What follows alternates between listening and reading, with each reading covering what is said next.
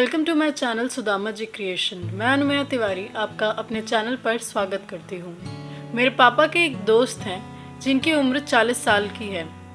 उन्होंने अपने full body checkup कराया था तो उनका यूरिक एसिड लेवल नॉर्मल से काफ़ी ज़्यादा आया था। यूरिक एसिड की मात्रा हमारे ब्लड में नॉर्मली 3.5 से लेके 7.2 मिलीग्राम पर डेसीलीटर होती है, लेकिन उनका ये लेवल 12.2 आया था। उन्होंने मुझे थोड़ा रिसर्च करके बताने को कहा तो हमने सोचा कि इस पर हम वीडियो ही बना देते हैं, क्योंकि आजकल यूरिक एसिड का बढ़ना काफ़ी आम हो गया है।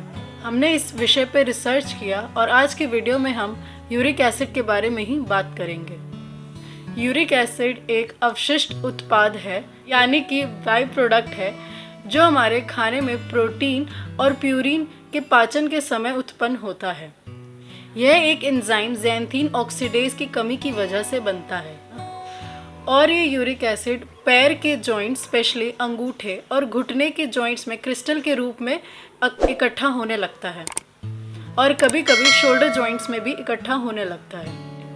नॉर्मली ये यूरिक एसिड हमारे शरीर से किडनी के थ्रू फ्लश आउट हो जाता है, लेकिन जब इसकी मात्रा ब्लड में बढ़ने लगती है तो ये हमारे शरीर के जॉइंट्स में एज अ क्रिस्टल इकट्ठा होने लगता है और ये कभी कभी हमारी किडनी में भी स्टोन बना देता है। हमारा शरीर का इम्यून सिस्टम इन क्रिस्टल्स को तोड़कर ख़त्म करने की कोशिश करता है, जिसकी वजह से स्वेलिंग और सीवियर पेन हो सकता है।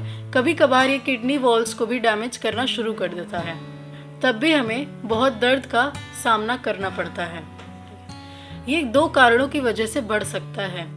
या तो किडनी किसी कारणवश इसको फ्लश आउट नहीं कर पा रही है, यानी कि किडनी की एफिशिएंसी कम हो गई है, जिसकी वजह से वो पूरी तरीके से यूरिक एसिड को फ्लश आउट नहीं कर पा रही है। और दूसरा, शरीर में यूरिक एसिड का प्रोडक्शन बहुत ज़्यादा हो गया है, यानी कि हम वो फूड खा रहे हैं जो यूरिक एसिड प्रोड्यूस करता है।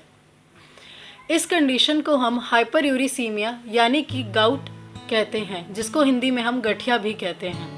वीडियो में आगे बढ़ने से पहले आप इनको सुन लें। हम अपने चैनल का कंटेंट कई जगह से ढूंढ कर लाते हैं और आपको आसान भाषा में समझाते हैं। आप हमारी वीडियोस को लाइक और शेयर करें, इसका कोई चार्ज नहीं लगता है, लेकिन हमारा हौसला बढ़ता है। अगर आप पहली बार मेरी वीडियो देख रहे हैं तो हमारे चैनल को ज़रूर सब्सक्राइब करें और सबसे ज़रूरी बात, हमारे चैनल के बारे में दूसरों को भी बताएं ताकि दूसरे भी हमारे चैनल का लाभ उठा सकें।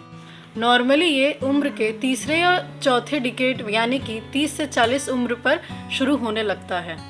ये जेनेटिक भी होता है, यानी कि अगर आपकी पहली वाली पीढ़ी यानी कि आपकी मम्मी या पापा को ये दिक्कत है तो ये सिम्टम्स आप में भी दिखाई दे सकते हैं। इसीलिए आपको सावधानी रखने की ज़रूरत है। इसमें पैर के अंगूठे के पास दर्द होता है और कभी कभी शोल्डर और घुटनों में भी दर्द होना शुरू हो जाता है। पैर के अंगूठे के पास वाला एरिया रेड हो जाता है और वहाँ पर दर्द बढ़ जाता है। ये अचानक बिना किसी चोट या इंजरी के होने लगता है।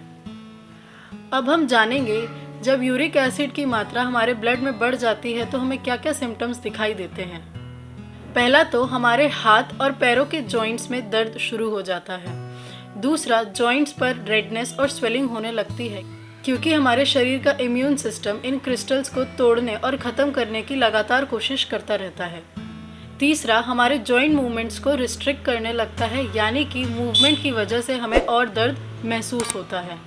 ये दर्द सबसे ज़्यादा पैर के अंगूठे में, घुटने में, एंकल में या एड़ी में होता है। कभी कभार ये शोल्डर में भी होता है। अब हम डिस्कस करेंगे कि किन लोगों को हाइपरयूरिसीमिया होने के चांसेस ज़्यादा होते हैं, यानी कि वो लोग जिनको रिस्क ज़्यादा होता है।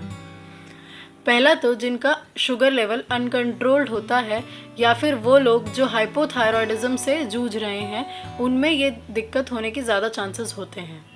दूसरा, जिसको किडनी की समस्या होती है, उनमें भी यूरिक एसिड की दिक्कत आ सकती है, क्योंकि यूरिक एसिड किडनी से ही फ्लश होता है और किडनी उसे फ्लश नहीं कर पाती।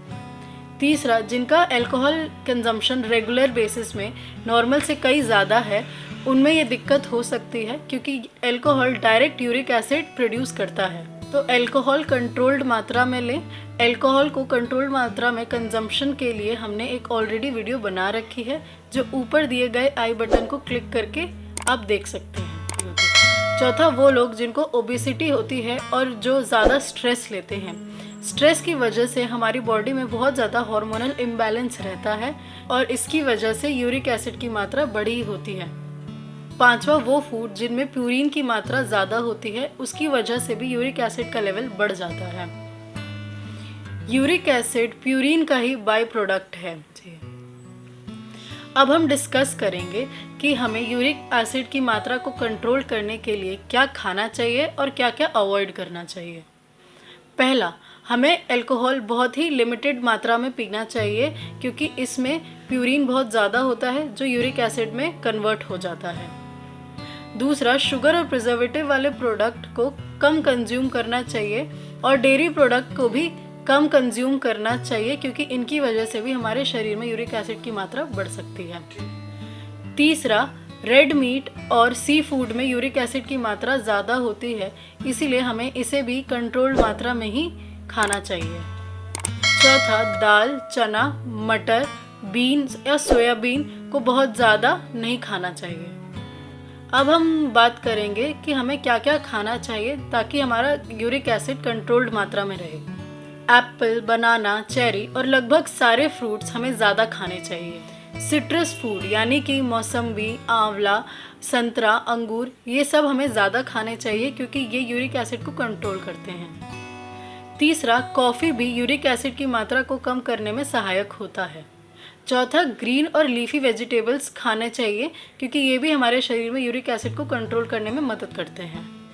अगर आपका भी यूरिक एसिड नॉर्मल से बढ़ा हुआ है तो इन बातों का ध्यान दें, इससे कंट्रोल हो जाएगा। और अगर इससे भी कंट्रोल नहीं होता है तो अपने आसपास के डॉक्टर को संपर्क करें।